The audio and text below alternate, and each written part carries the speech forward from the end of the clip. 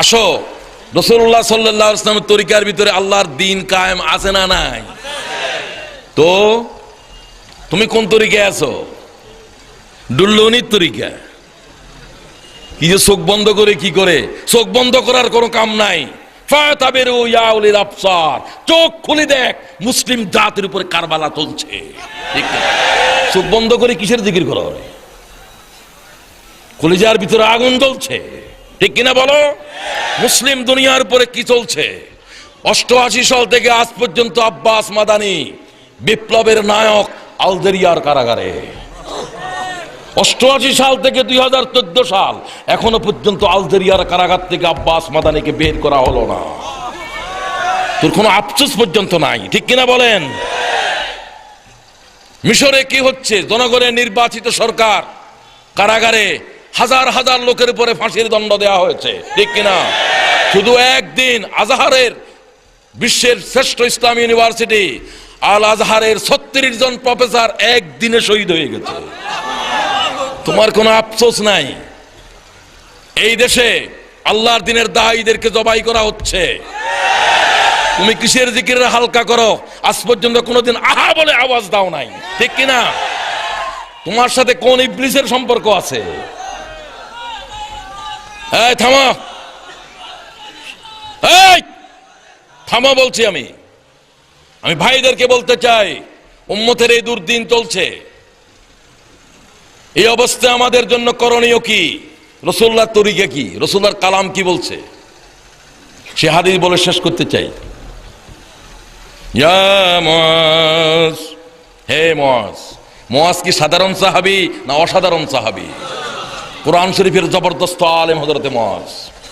রাসূলুল্লাহ বলেন, আমি যদি কোনো ব্যক্তিকে আমির করি, তোমাদের পরামর্শে আমির করব। পরামর্শ করার সময় না থাকলে আব্দুল্লাহ ইবনে মাসউদকে তোমাদের আমির বানাবো।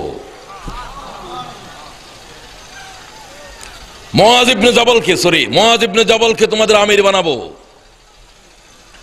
তিনি ইয়ারমুকের যুদ্ধের দক্ষিণ এলাকার কমান্ডার, তিনি হাফেজে কোরআন, তিনি ইয়ামনের গভর্নর। বলো, এতগুলো গুণাবলী তার ভিতরে ছিল। বিদায় দেওয়ার সময় ইয়ামনে রাসূলুল্লাহ বললেন, মুআজ আমাকে মদিনা শরীফে এসে আর পাবে না। ইয়া রাসূলুল্লাহ উটের থেকে নেমে গেল। ইয়া রাসূলুল্লাহ কেঁদে দিলেন, আমি ইয়ামন যাব না। ইয়ামনের গভর্নরশিপের দায়িত্ব আমার থেকে নিয়ে নেন। আপনাকে যদি আর না দেখে থাকি আমি ইয়ামন যাব না। হুজুর বললেন, না, আল্লাহর দ্বীনের জন্য রাসূলুল্লাহর বিচ্ছেদ বরদাস্ত করো। সুবহানাল্লাহ।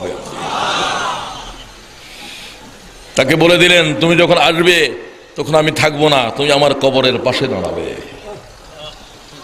আল্লাহ মুআজের উপর রহম করো। ইয়া মুআজ ফালা তুফারিকিল কিতাব। একটা সময় আসবে শাসন আল্লাহর কিতাব পৃথক হয়ে যাবে। কিতাব এক জায়গায়, শাসন করে কিতাব ছাড়া, ঠিক কিনা? তোমাদের উপরে এই ধরনের শাসক মুসাল্লাত হবে। সেই দিন যদি তুমি জীবিত থাকো, তুমি কি প্রশাসনের পক্ষে থাকবে না কিতাবের পক্ষে থাকবে? ফালা তুফারিকিল কিতাব, আল্লাহর কিতাবকে বুকের ভিতরে ধরে থাকবে। এমন সমস্ত লোক তোমাদের উপরে দেশ চালাবে, শাসন চালাবে। ফাইন আতায়তুমুহুম ইউদিল্লুকুম, খুব খেয়াল করো। ফাইন আতায়তুমুহুম ইউদিল্লুকুম ওয়া ইন আসাইতুমুহুম কাতালুকুম। যদি তাদের কথা মানো, ঈমান থাকবে না। যদি তাদের বিরোধিতা করো, জান থাকবে না। সেই অবস্থা আসছে না আসবে? হাদিসের লব্ধ শোনো। ফাইন আতায়তুমুহুম ইউদিল্লুকুম ওয়া ইন আসাইতুমুহুম কাতালুকুম। দুইটা থাকবে না তোমাদের জন্য। তাদের কথা মতো চললে ঈমান থাকবে না, তাদের বিরোধিতা করলে জান থাকবে না। দেখা মাত্র গুলি করা হবে, ঠিক কিনা বলো? জান থাকবে না। কাইফা নাসনাউ ইয়া রাসূলুল্লাহ।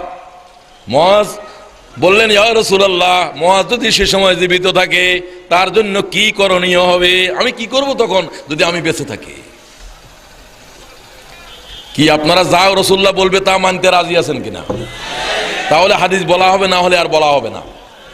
মানতে কে কে রাজি আছে? আল্লাহ কবুল ফরমা। কাইফা নাসনাউ ইয়া রাসূলুল্লাহ, আমার জন্য সে সময় করণীয় কি হবে? কথা মানলে ঈমান থাকবে না, তাদের সাথে থাকলে ঈমান থাকবে না, তাদের বিরোধিতা করলে জান থাকবে না, চাকুরি থাকবে না, কিছু থাকবে না, ঠিক কিনা বলো? قال رسول الله صلى الله تعالى عليه وسلم صنع أصحاب عيسى ابن مريم। হে মুআজ, যদি সে সময় জীবিত থাকো ঈসা আলাইহিস সালামের সাথী হাওয়ারীদের পথ অনুসরণ করো। কাদের পথ? কাদের পথ? يا أيها الذين آمنوا كونوا أنصار الله كما قال عيسى ابن مريم للحواريين من أنصاري إلى الله قال الحواريون نحن أنصار الله الله أكبر। ঈসা আলাইহিস সালামের সাথীদেরকে হাওয়ারি বলা হয়, তারা কসার দোফাও ছিল, বাইদাবি বলছে সাথী।